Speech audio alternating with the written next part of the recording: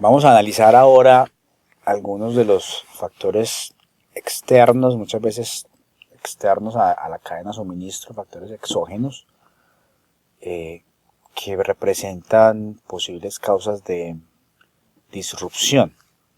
Tenemos factores sociales, factores demográficos, el crecimiento de la población, el envejecimiento de la población que ya vimos, estilos de vida.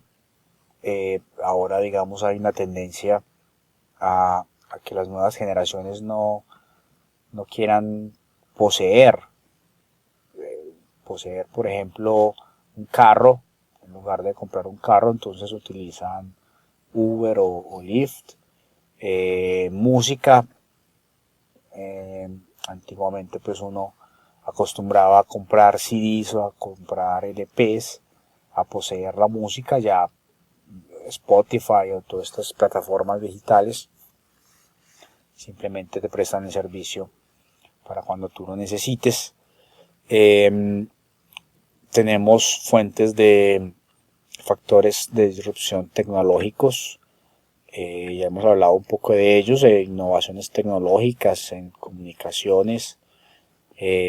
Vamos al final, no voy a hablar mucho aquí de porque al final vamos a hacer un recuento de esas tecnologías que pueden representar mayores disrupciones en lo que se viene en la cadena de suministro. Vamos a analizar varios de ellas.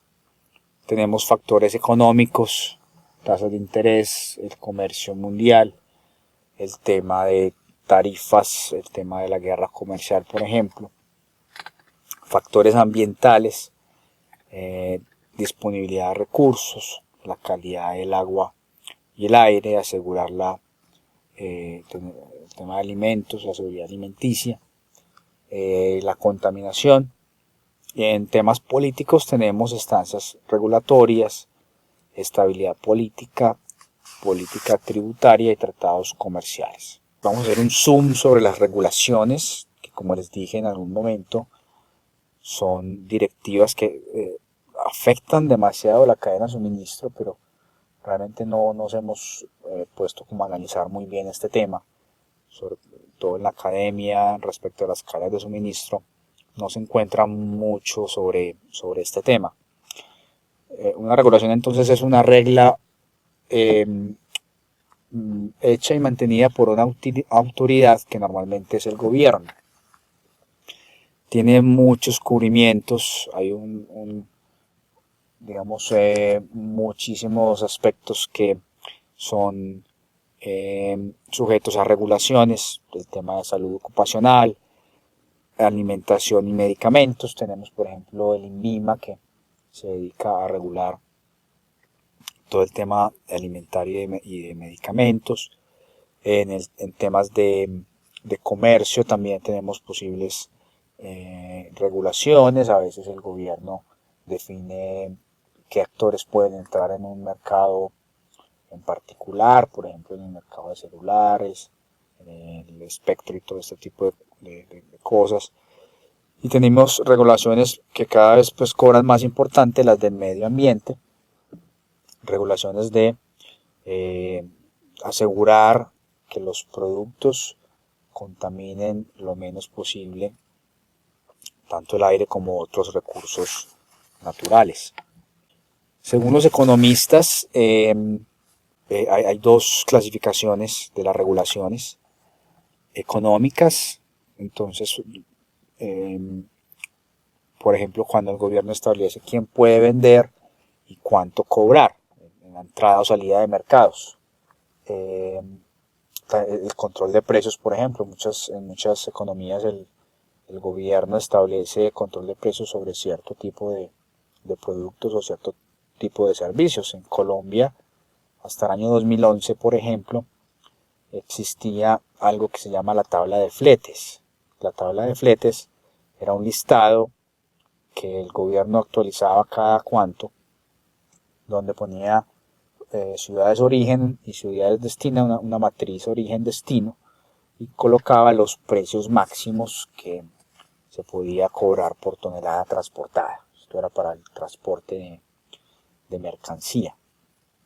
Entonces era una forma de controlar, de regular el mercado. Al final pues eso se tumbó y se permitió que fuera la oferta y la demanda el que hiciera esa regulación, pero existen otros productos que muchos gobiernos controlan el precio. La leche, por ejemplo, está sujeto a controles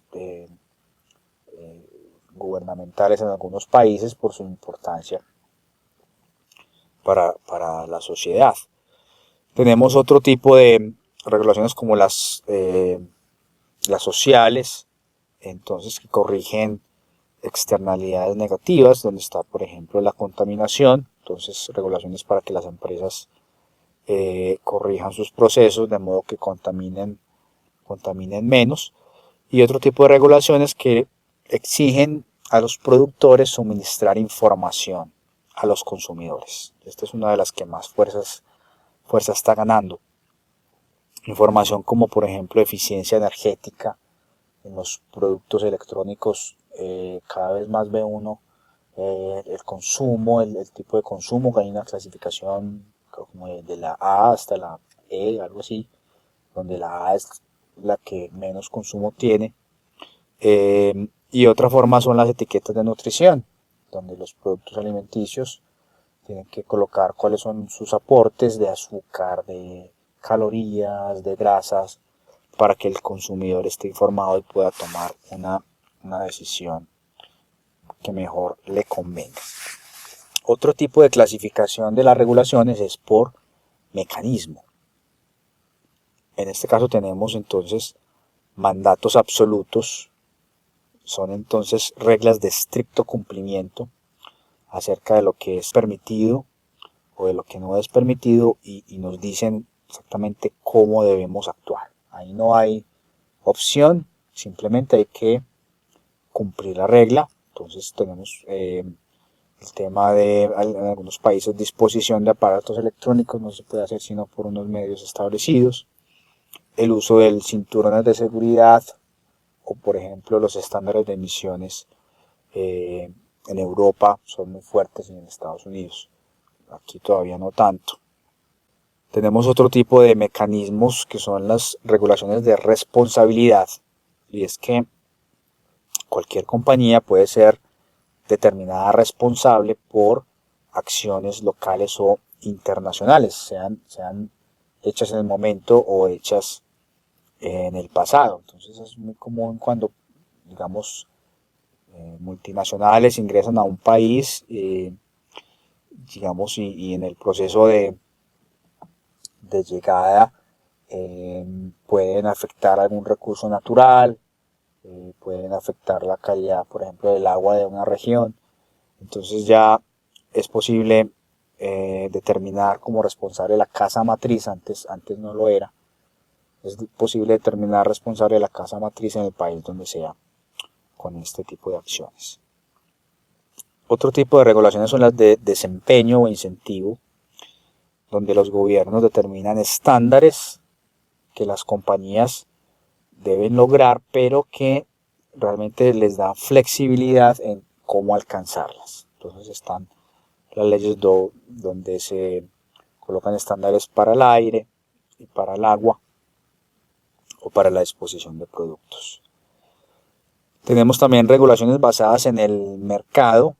Estas regulaciones perfilan el comportamiento a través de señales del mercado. Entonces se otorgan incentivos o penalidades según el comportamiento o según digamos las acciones que tomen las empresas para mejorar cierto tipo de atributos. Por ejemplo, el efecto invernadero, greenhouse, cierto tipo de empresas, pues si cumplen con esta normatividad, pueden acceder a cierto tipo de contratos con el Estado, o cierto tipo de créditos con los bancos. Y finalmente tenemos las regulaciones de transparencia y divulgación. Este tipo de evoluciones cada vez se hacen más comunes. Son regulaciones que no te dicen exactamente cómo comportarte, pero sí requieren que le digas a la gente, que divulgues qué es lo que estás haciendo en tu cadena de suministro. Inclusive no solo en tu proceso como tal, en tu compañía, sino en el resto de la cadena de suministro. Entonces debes documentar y debes divulgar exactamente cómo es tu desempeño, cuáles son los orígenes de tus productos, qué prácticas tienen.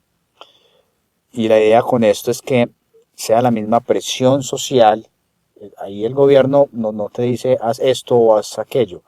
Lo que te dice es muestra qué estás haciendo. Y la idea es que la misma presión social sea la encargada de determinar, digamos, las conductas de las empresas. Entonces, también se conocen a veces como ley de la vergüenza, porque pues, digamos que si estás haciendo algo mal, la presión social te va a empezar a exigir cambios para corregir esos comportamientos. Está, por ejemplo, entonces el tema de la esclavitud, el tema del conflicto de minerales, que vamos a hablar en algún momento un poco más de ese conflicto.